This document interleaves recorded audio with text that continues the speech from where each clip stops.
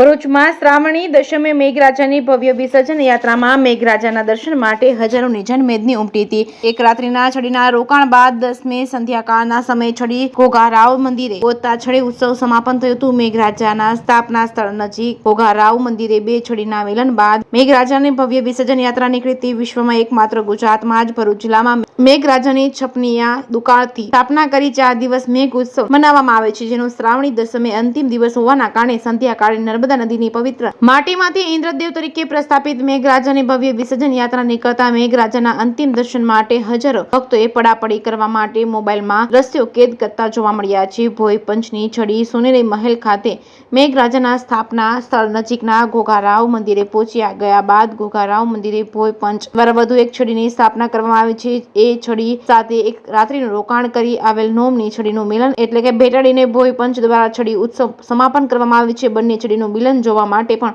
હજારોની સંખ્યામાં ભક્તોનું માનવ મેળામણ ઉમટી પડ્યું છે। દશમની સંધ્યાકાળે ભોય પંચની છડી સંધ્યાકાળે ઘોઘારાવ મંદિરે પહોંચતા બે છડીનું મિલન દ્રશ્ય જોવા માટે લોકોની ભીડ જોવા મળી હતી।